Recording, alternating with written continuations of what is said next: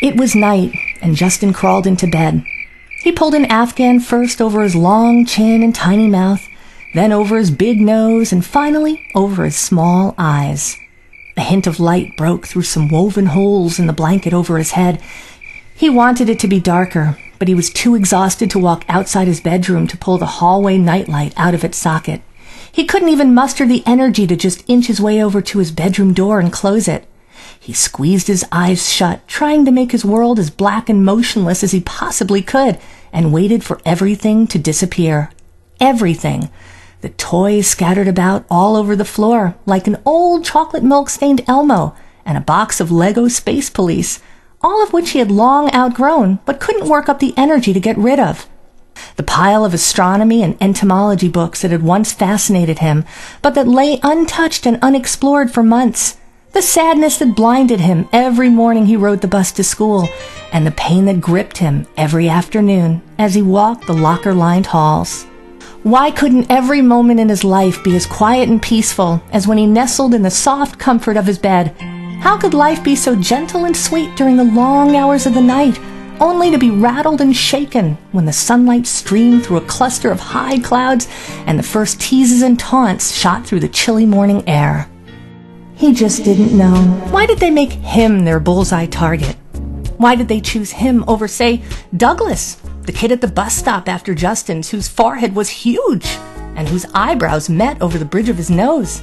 Or Judy, the girl 4 lockers down from him with the 2 huge yellowish buck teeth who carried a pet frog wherever she went?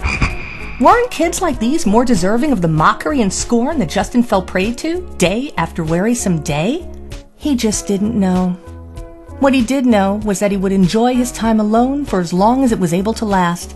He would push one big floppy ear hard into his pillow and, keeping the Afghan pulled tightly over his little eyes and sizable nose, he would drift off to sleep. Or not. Too many thoughts were racing through his head. Was there ever a time in his life when he was happy? His mother told him stories about when he was a baby, born with a full head of jet black hair. Apparently, on occasion, he would lie in his crib, tug hard on his hair, and cry loudly from the pain. It was possible that he threw similar tantrums before he was born, when he was too clueless to realize that no one could hear him because he was in a fluid-filled sack under layers of flesh. He wondered if unforeseen forces were bullying him as early as in the womb and in the cradle. And then there was Justin's older brother, with his obvious enjoyment of inflicting fear and pain on Justin in the games they would play as children.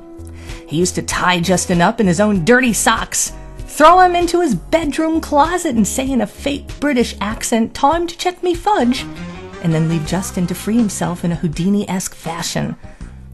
Occasionally, hours later, their mother would notice that Justin had not shown up for dinner and she would search for him, only to find Justin writhing on the floor and salivating and chewing on a pilled sock wrapped tightly around his wrists.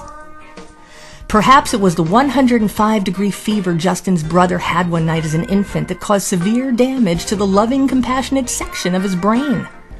Perhaps it was the hard impact of his brother's head against the floor when he was a baby and fell out of his high chair. Perhaps it was the smashing of his face against a bedpost as a toddler while trying to find his way through his darkened bedroom that jiggled something critical to his ability to resist picking on those much smaller than him. Perhaps it was the laryngitis he had at the time of his bar mitzvah that prevented the good Lord from being able to hear what he had to say that evening, and that resulted in the denial of his rite of passage into mature adulthood. Perhaps it really didn't matter. Brother or no brother, Justin never found himself at a loss for sadistic evil souls bent on draining every ounce of pride and confidence from Justin's being. Every week, every day, sometimes 2 or 3 times a day. Justin tossed in one direction as the words, "Why don't you go back to the planet you came from?" echoed in his oversized ears. He tossed in another direction as the word extraterrestrial buzzed in his overactive mind. "Alien," he whispered, shoving his head far underneath his pillow. "Freakazoid," he grumbled, pounding his fists on his mattress. "Go back to the planet, you." His voice trailed off as exhaustion finally led him into a deep sleep. Chills raced through his body and jostled him awake. It was almost as though he had fallen asleep in a tent at a campground moistened by a fine mist and cooled by late autumn breezes. But he was not out camping. He was out sleeping in a soft bed, his head lost in a fluffy pillow, his face covered with an Afghan. He folded his blanket down away from his eyes, expecting to see the dark outline of his bedpost and the silhouette of his partly open bedroom door against the dimly lit hallway wall.